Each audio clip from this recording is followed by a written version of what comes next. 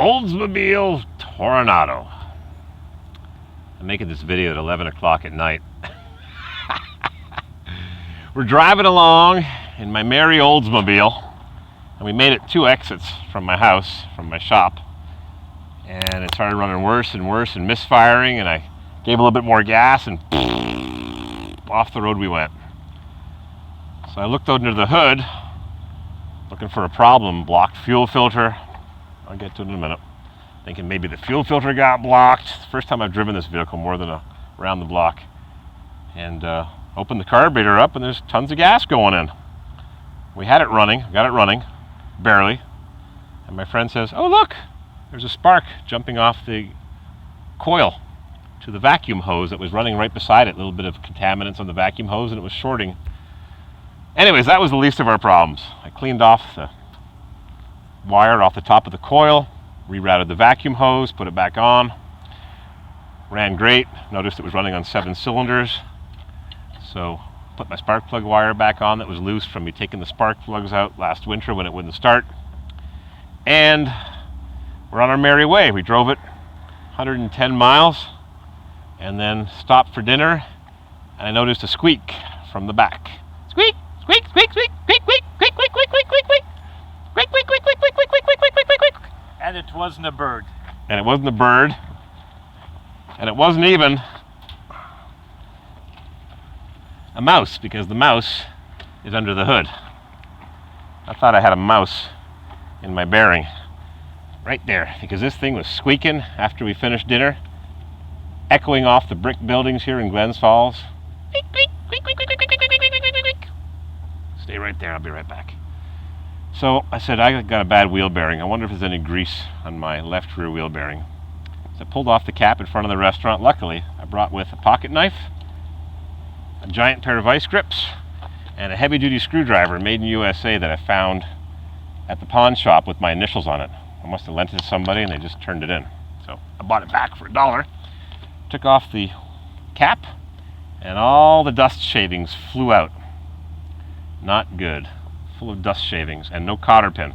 And this wheel rotates this way, which means when the cotter pin's gone and the washer loses its little nub, the nut can undo and the wheel could fly off. And we were just going 100 miles at 60 miles an hour, 100 kilometers an hour. So, pull off the dust cap.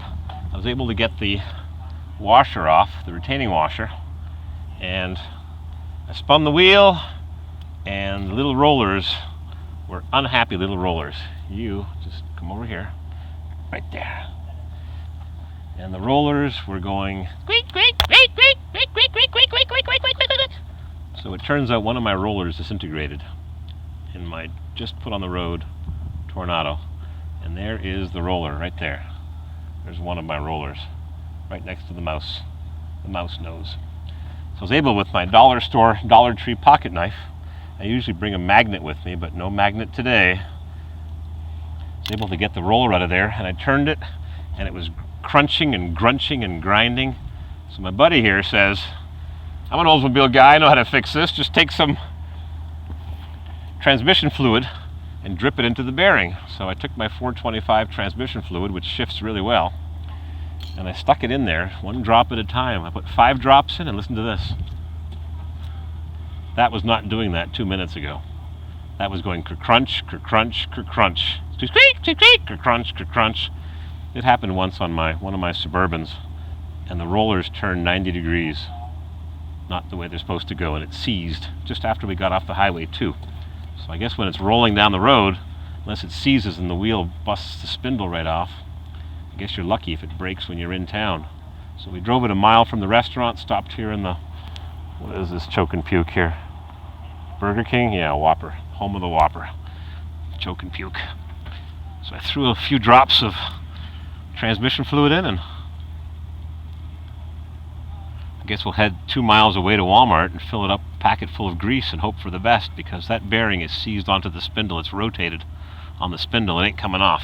Luckily, I had the jack in the trunk, but no jack handle, so I used my trusty made in USA screwdriver from Walmart that I bought at the pawn shop because someone turned it in. I don't know how it ended up there. It had my initials on it, CW. So I'm going to put this back together with a few more drops of transmission oil I went over to my front hub because my outer CV boot is torn. I thought I can get some of the grease off of it, but it's all sprayed onto the inside of the wheel. So there's grease there, but it's all dusty from driving. So that's the story. Ford T3s don't really matter. Got my headlights zip tied up into place because someone's been playing around with all the vacuum stuff and things are kind of loose. The engine's running well now, but not perfectly. It still feels like it has a bit of a stumble or a miss on one cylinder, but we'll worry about that later. I'm going to head off to Walmart. If we make it there 2 miles, put a bit more oil in, pack this thing full of grease, and see if we can get the next 30-40 miles to Musclepalooza for tomorrow morning. And that is all the news that there is on this beautiful 66 swimming pool in storage, dead since 1977. They serviced it but didn't grease the wheel bearings. Too bad, so sad. I'll report back.